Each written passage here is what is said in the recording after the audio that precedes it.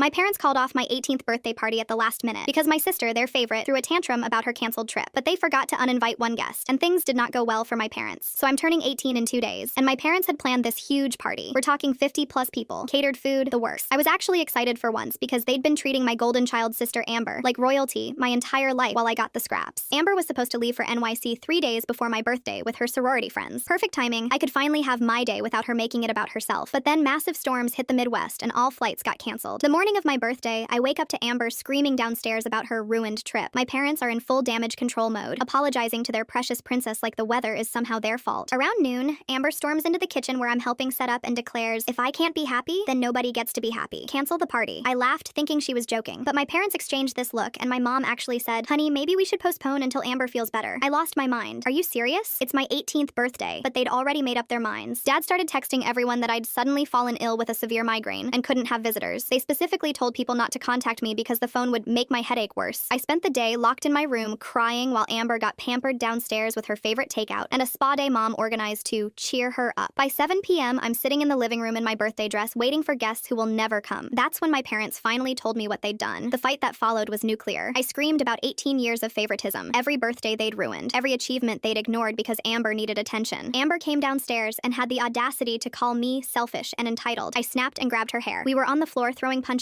when the doorbell rang. My parents froze. "We uninvited everyone," Mom whispered. Dad opened the door, and there stood my grandfather, all 6'4", of intimidating Italian patriarch that even my parents trembled around, the one person they'd forgotten to text. "What the hell is going on here?" His voice cut through our chaos like a knife. My parents stammered excuses while Amber and I untangled ourselves. Grandpa's eyes landed on me in my birthday dress. Mascara streaked down my face. Usually, I'd lie to keep peace. Not today. I told him everything. The canceled party, the lies to guests, the years of putting Amber first while I became invisible. How they'd rather ruin my milestone birthday than deal with Amber's disappointment over a postponed trip. Grandpa listened in stone silence. When I finished, his face had gone from confusion to pure rage. "You canceled her 18th birthday? For this?" He pointed at Amber, who was still pouting on the couch. Then he dropped a bombshell that changed everything. "The business that's been supporting this family, it failed 2 years ago. I've been sending you $4,000 every month to keep you afloat. This party, I paid for it. Every birthday, every Christmas, every dollar you've spent spoiling Amber while neglecting this one." My parents went white. Amber's mouth fell open. "You took my money and used it to torment my granddaughter. Well, congratulations. You just lost your meal ticket." He pulled out his phone and made a call. "Close the account. No more transfers to my son." My parents started begging, but Grandpa turned to me. "Pack your bags, sweetheart. You're coming home with me." As I ran upstairs, I heard my parents pleading about mortgages and bills while Amber cried about her credit cards getting cut off. I packed everything important in 20 minutes. When I came downstairs, Grandpa was standing by the door ignoring my parents' desperate bargaining. "Ready?" he asked. I nodded. As we walked out, my parents were still focused on their financial crisis, not the fact their daughter was leaving forever. In Grandpa's car, he said, "I should have done this years ago. I knew something was wrong when you stopped calling. Best 18th birthday ever. Finally, someone chose me first."